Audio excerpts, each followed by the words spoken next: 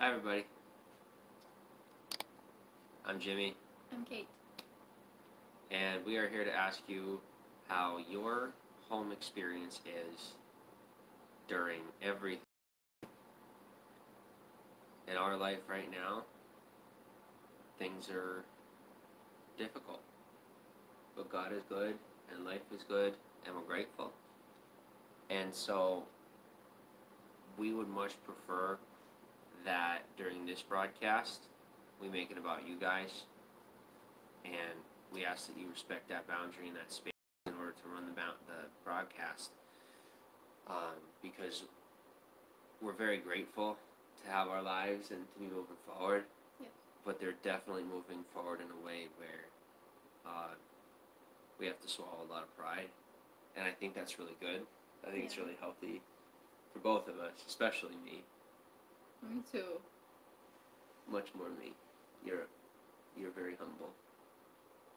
You're way more humble than I am. I started off as humble as you were, and I got very defensive along the way. But I'm very grateful that you showed up, because it really taught me just this air of humility that I had forgotten. Just that humble servitude. And I'm relearning that.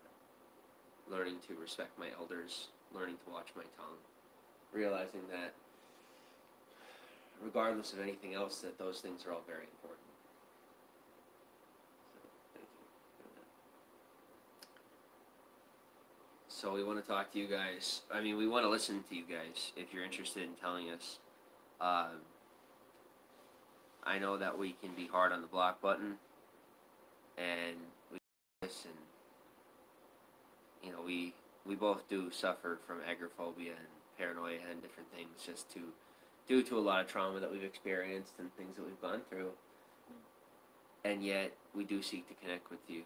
So we're going to ask for your sensitivity, and we'll make our best efforts to remain calm and be open to you guys. We want to hear about how your experience is on the inside, if you are quarantined or stuck at home, things like that, doing your part to keep everyone safe. We'd like to hear more about it. Hi, City Slicker. Matthias, welcome on. What's up? Ooh. I got it. Here. I'm going to pause for 1 second, okay?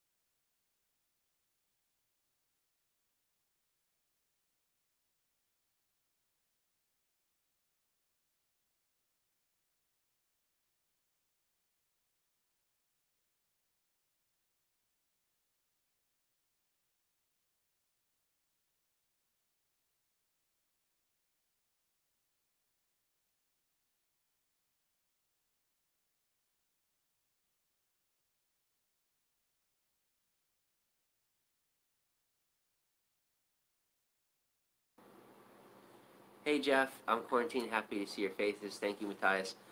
Guys and girls, I'm going to meet with someone I love, and someone we love. So if you wouldn't mind, we're going to be away for a minute or two.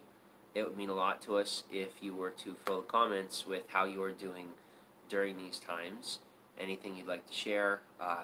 Be careful with your private information, but we are looking to make this broadcast about you guys, because we're going through a rough time emotionally, and for the sake of our mental health, we'd like to keep that private. And at the same time, we'd like to have a broadcast with you. And it just so happened that someone that we love happened to visit us and give a phone call in just as we were starting the stream. So I think it's a perfect time for you guys to mull through what you're going through and decide if there's anything you'd like to share with us. That we're working very hard to remain calm and work through our paranoia and really accept you guys right where you are and realize that you don't want to harm us. You really do want to connect with us, and we're going to extend that trust and make an effort. So we hope that you would like to reciprocate that with us. I'm going to put the broadcast on mute, and we're going to say hello, and hopefully when we come back, you guys have had a few things to say. If not, that's okay too. Thank you.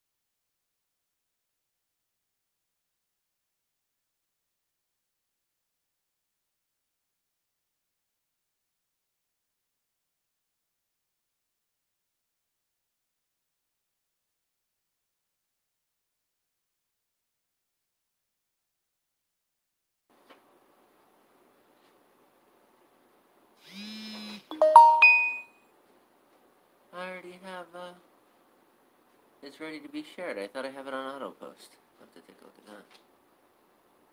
Okay. Hi, everybody. Okay. Aiden says hi. Jeff says, yesterday was TMI day and what is TMI day? Our son is going through psychiatric issues. His needs are unique as well, but are quite unique. Life works in mysterious ways. We all have our own things to go through. Jeff says hi, Josh. Tess says hi, guys. Hi, Josh. How are you, Josh? I don't see Josh. You say hi, Josh, if you're around. Welcome back, says Jeff. Thank you. 3 Mile Island. I don't know these things. How's your upper respiratory infection doing? I hope better. I get one every year.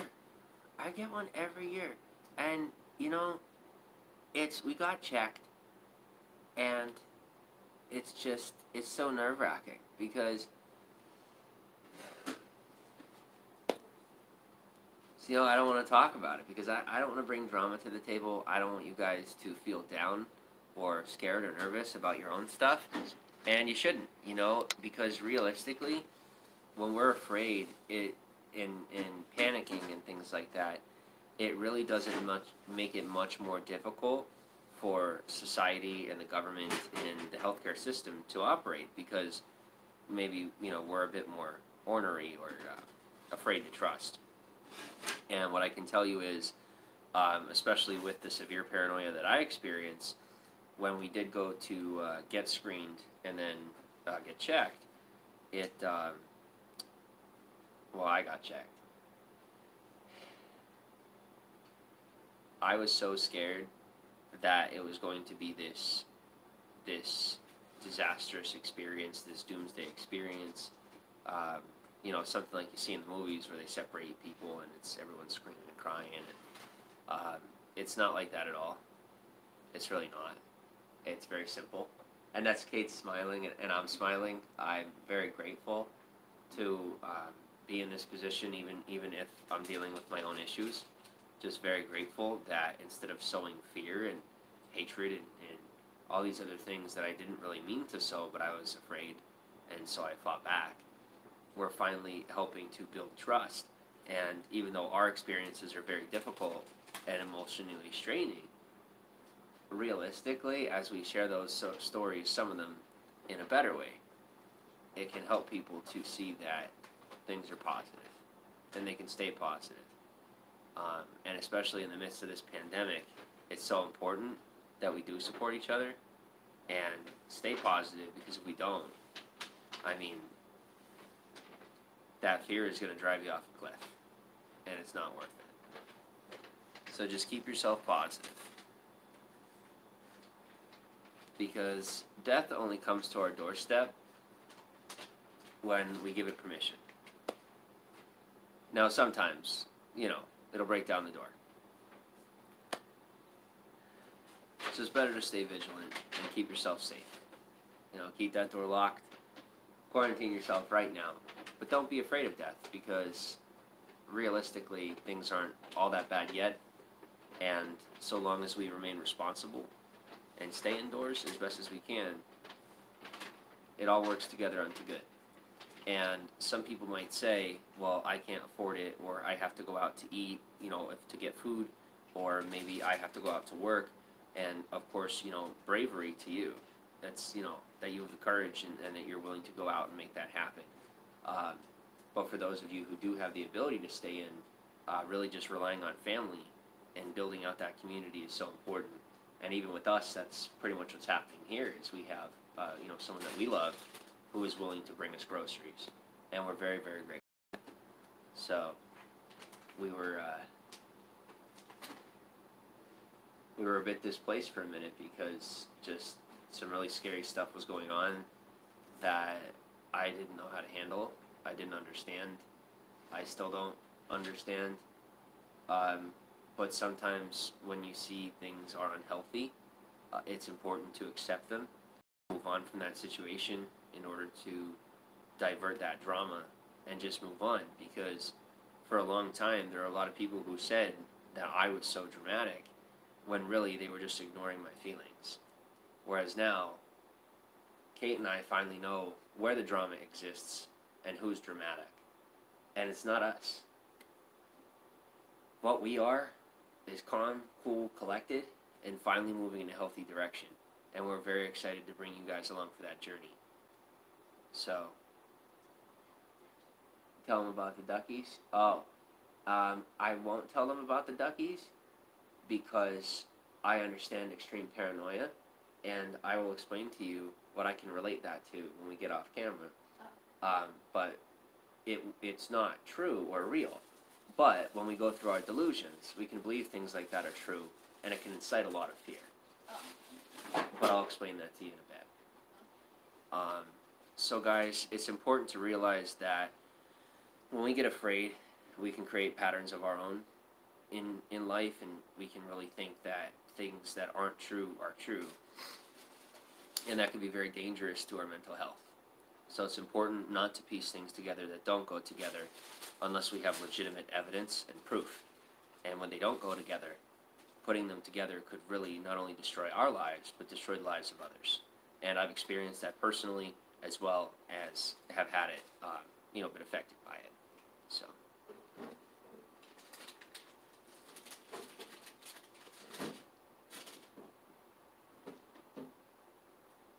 Talk about what makes you happy, says Jeff. I'll be quite honest, right now, this is very difficult for me to say. There is nothing that makes me happy right now, emotionally. That's not Kate's fault, that's not anyone else's fault. It's a mixture of what's going on in society mixed with how I feel in my own life. I'm very disappointed in myself. I'm very sad about how far I let things go for me. And nobody wants to hear about that right now, Jeff. But I do appreciate, you asking. So, thank you. I just have a lot that I have to work through personally. And nobody wants to hear it anyway, which is okay. Snarf, welcome on. Thank you. We are well. Snarf, by the way, if you could do me a favor and reach out to me through Snapchat, I'd really appreciate it.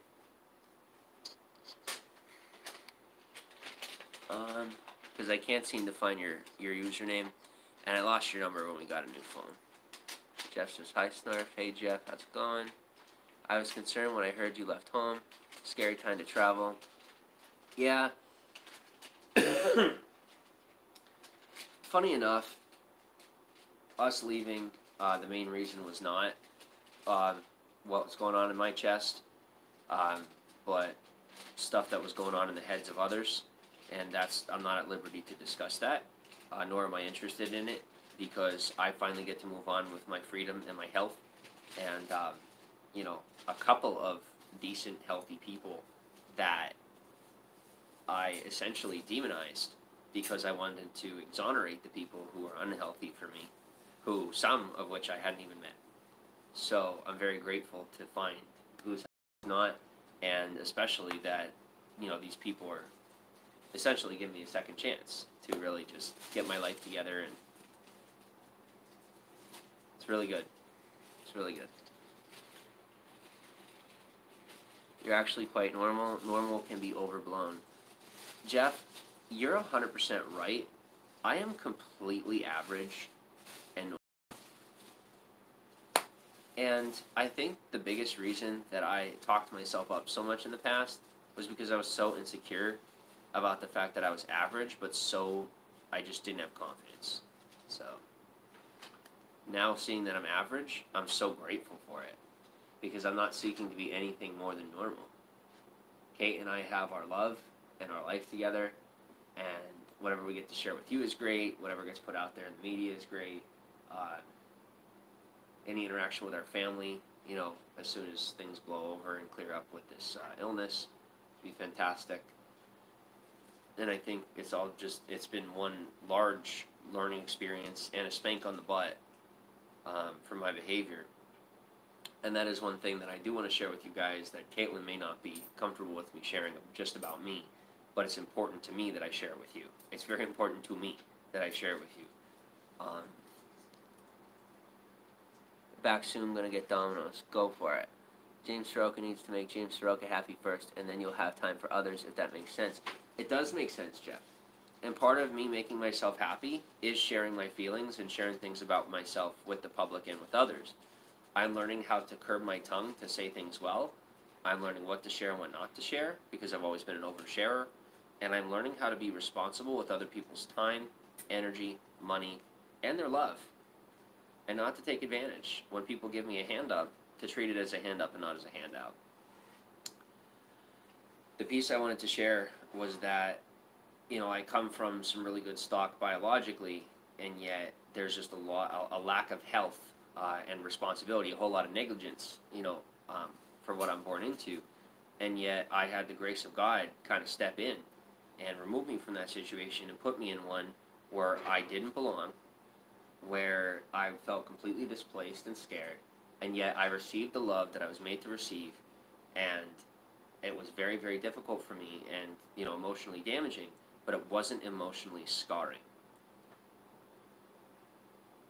which means it can be healed, and it's being healed day by day. And I'm very excited because I was blessed with the genes I have, and then on top of that then is the people that raised me and the life that I get to live. I was instilled with some really good morals that I had forgotten along the way. I hadn't let go of, my ethical code of living. As an honest person, that's how I remained, because it's the only thing that kept my freedom, and it's the only thing that kept my headspace and what sanity I could maintain. But when push came to shove, my upbringing saved my life. So I'm very grateful. And the way that I spoke about everyone in the beginning, it never should have been brought up to begin with, because my past, in reference to other people, isn't anyone's business without their consent. So from here on in, my life is my life, and I can share with you stuff going on with me and me alone. Kate will share what she pleases of her and her alone, and then Caitlin and I will discuss what we will decide to and what we would like to share with you. So, I'm not that much of an adult, even though I'm 25. I have a lot of growing up to do, a lot of catching up to do for where most 25-year-olds are at, but I'm definitely grateful for everything that I've been through because of where it's taking our lives. I'm extremely apologetic and still, trying to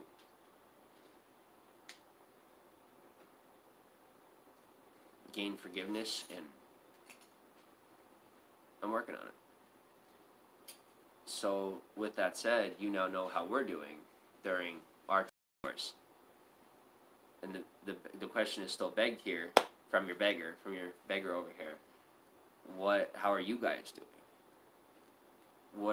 Is there anything you'd like to share about your feelings, not on some big picture scale or conspiracy scale, but what are your feelings? Have you had your life flash before your eyes? Do you feel like it brought your family together? Did it tear them apart? It tore mine apart, but it didn't tear mine apart. It just made me realize that, I had been foolish. Has this experience so far brought you love? Has it brought you strife? Has it brought you understanding? Are you more compassionate? Anybody? And if not, that's okay too. That's okay too.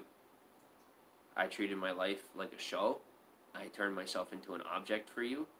And so, as anyone could imagine, that's what I attracted. Those are the kind of people that, for the most part, I attracted, were people that would treat me as an object, and also people who see my life as just a show. But I want you to understand that I don't see you just as a portion of the show anymore. I'm still working through that. I'm still rather upset about things. But for the most part, it is on me because you were in the comments, and for those of you that were in a good place, I could have simply just blocked the people who were being inappropriate and left it at that and moved on with the day, but I didn't. And now I am, and I'm also making an effort to open my heart back up. And you don't have to open your heart to me, and I don't think it's healthy that you do, because I'll be irresponsible with it, because I'm irresponsible with my own heart right now. But then I guess that's where things are left. And maybe it's better for everyone that we just have our 6 feet of distance. Jeff says, hey. Hi, Jeff. Uh, You want to sit back? I want to sit back. What about you?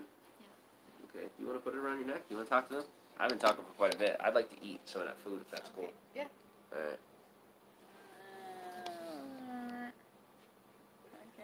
not gonna put it around my neck. I'm just gonna hold it like this. There you go. Okay. There you go. Hi everyone.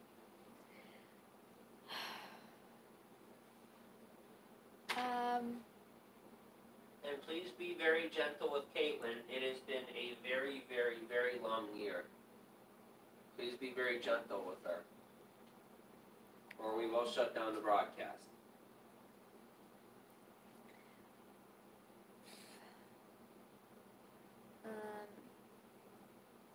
Comfy looking couch. Is it also a sofa bed? I don't think so. More than likely it is. Huh. But we don't know. We don't know. Don't know. Do we have plates of any kind? I don't think so. They're napkins though. Okay.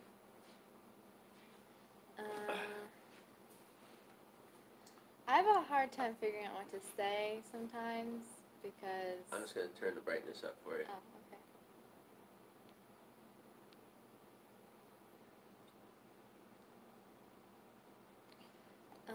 Did you hear that Mulan was not released in theaters? What? I did not hear that. I guess that makes sense, that they would postpone the release. That's a very wise financial move. It's been delayed for now. Yeah, that's probably a good thing. So, maybe by the time it's released, they can go see it. That'd be nice. I like that. Yeah. So, it was nice, like Jim was saying, how seeing nearly as scary as they appear when we went, and just everybody seemed normal. It was like just going to a normal doctor, and that was very comforting. Like Jim said, with all these things that you see on, movies and TV, I was like, oh my gosh, what's this gonna be like? I was super scared. I was so jittery, and then everybody was super nice, and things went, smooth. I'm not sure if they're releasing it online instead. That would be interesting. That practitioner was super sweet. She was. She's such a nice girl. I liked her. A lot of movies are going straight to on-demand, charging $20 to watch. Wow. Do you mind if I have this other donut? Or would you like it? Can you split it in half? No, you can have it. Okay. I had one, you got one. Okay. There's a Mulan makeup collection, and it is gorgeous. It's Christine. Huh. Did not know that. I'm not really a makeup girl, as I'm sure everyone can tell, but I do like looking at makeup because some of it just looks so pretty. I like a lot of packaging that Disney does. It's nice. I like the packaging. I think you said you had the sniffles the other day. Are you feeling better? Yeah, I think the sniffles were just... I don't know what the sniffles are from, but I really don't have the sniffles anymore.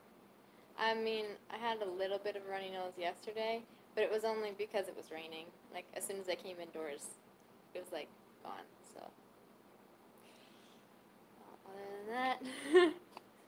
Other than that, I don't know.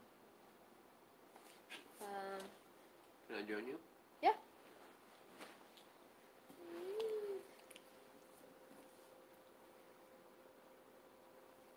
Also, nobody wants to hear it, but I also want to apologize because as I sort through the years and years of stuff, I'm also coming to realize that I've never really been all that nice. It's not who I am. I promise. You guys none of you know me. And that's my fault because I just always had a chip on my shoulder. But Caitlin has softened me up quite a bit. So have a lot of other beautiful women in my life and some good strong men. I'm sorry. I'm going to leave it at an apology for just saying that I cared, which I do, and just doing it extremely poorly. Always. I'm sorry. Go ahead. Don't feel bad for me. I'm glad you're doing good. I'm fighting walking pneumonia. Oh, well. I hope you get better. Not on the road. Not at this moment in time. By the way, Reese's Puff looked great. Use ingredients too. Thank you. Yeah, it came out. I liked them. Jimmy thought they were like okay fresh, but then when they hardened, he wasn't a big fan of them. But yeah, I think I cooked them for too long on the George Foreman, because they got a little burnt. But other than that, I really like. They tasted a lot like one of those protein bars. I don't know how much actual protein was in them, but they tasted like that. They didn't taste as sugary, which is kind of nice. Especially considering I had eaten almost the entire bag of Reese's Puffs before that. So, anyway, moving forward. So,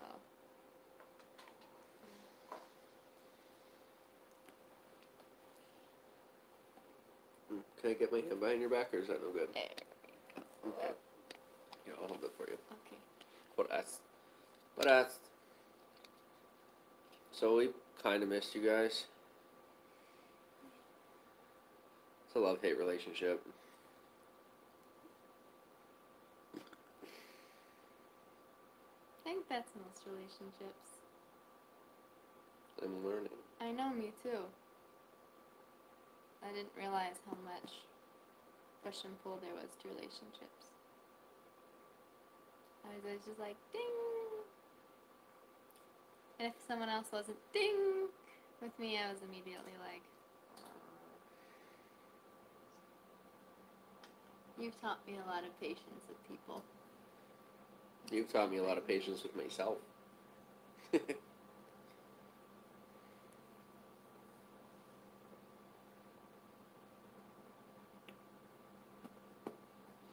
What do you want to talk about with them? Anything? Or are you good for the day? I'm good for the day. We've been chilling. Yeah.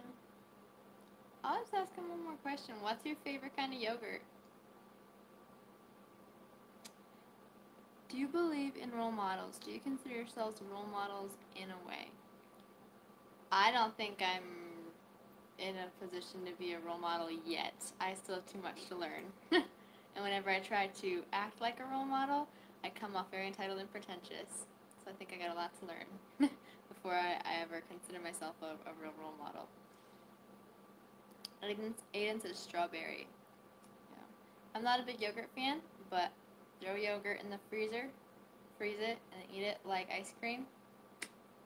That's my jam. Blueberry question mark? Why are you saying blueberry question mark, Jeff Prindle? It's either it's your favorite or it is not. I don't understand why there's a question mark.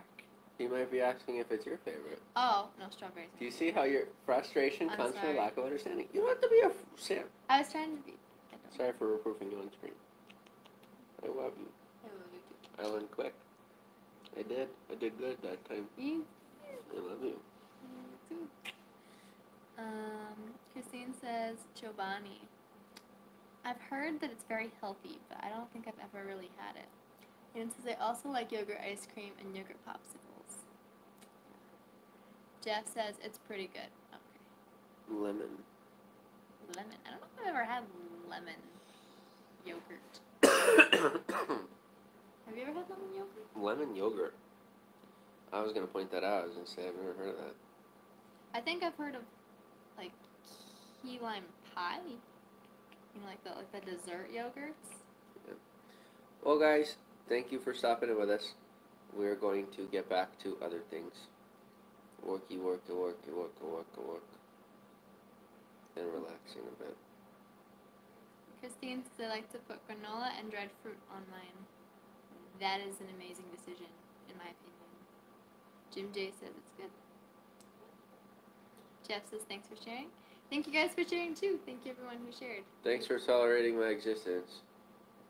Jimmy. What? You are wonderful and you must appreciate yourself. Anne says, okay, bye. Stay healthy and safe. Safe and healthy. Thank you, you too. Jim G says bye. Bye, everyone. Have a good day.